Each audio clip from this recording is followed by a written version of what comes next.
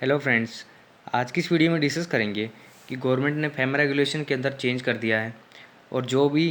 FDI investment होगी यानी कि फॉरेन डायरेक्ट इन्वेस्टमेंट होगी, वहाँ पे गवर्नमेंट की अप्रूवल की रिक्वायरमेंट होगी। क्योंकि यहाँ पे जो इंडियन इकोनॉमी है वो कोरोना वायरस से बिल्कुल बहुत ज़्यादा इफेक्टेड हुई है।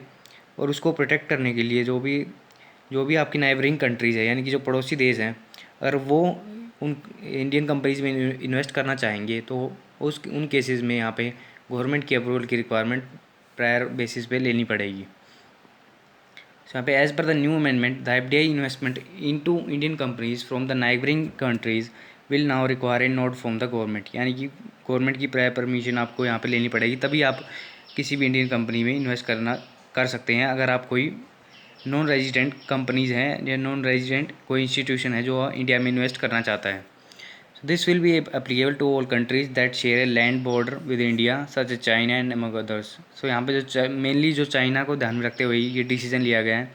कि जो कोई भी नाइबरिंग कंट्रीज़ है इंक्लूडिंग पाकिस्तान एंड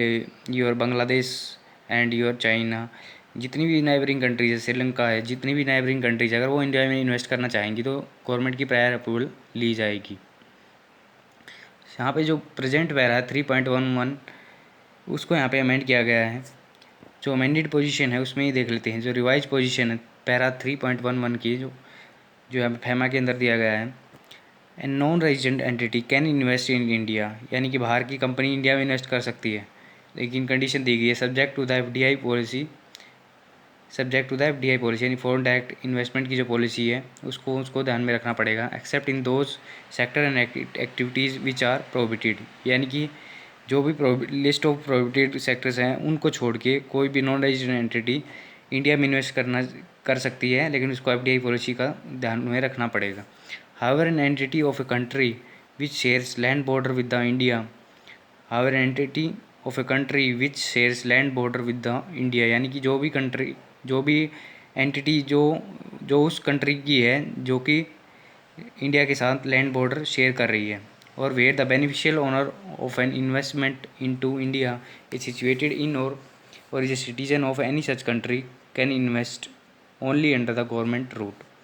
यानी कि या तो कोई एंटिटी या फिर कोई बेनिफिशियल ओनर वो उस कंट्री से बिलोंग करता है जिस कंट्री की फिजिकल बाउंड्री इंडिया से लगती है, तो वो इंडिया में तभी इन्वेस्ट कर सकता है जब उसको गवर्नमेंट की प्रायर अप्रूवल मिलेगी। Further, a citizen of Pakistan और an entity incorporated in Pakistan can invest only under the government route in sectors and activity other than defence, space, atomic energy and sectors and activities prohibited for foreign investment,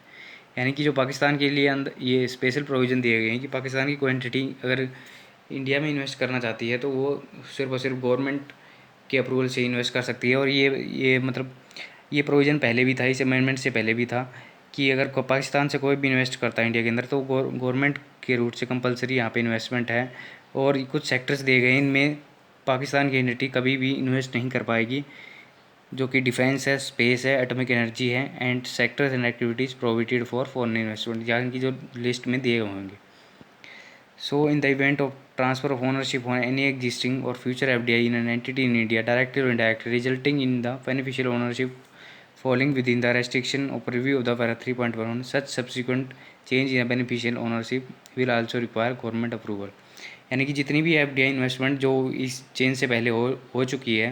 अगर वो withdraw करना चाहते हैं या फिर उसको amount को increase करना चाहते हैं तो भी उसके लिए भी यहाँ पे गवर्नमेंट की प्रायर अप्रूवल लगेगी। So about decision will take effect from the date of FEMA notification, यानी कि ये प्रेस रिलीज दी गई है। इस प्रेस रिलीज को लीगल फ्रेमवर्क देने के लिए फैमा एक्ट के अंदर यहाँ पे नोटिफिकेशन रिलीज़ किया जाएगा। Thanks for watching.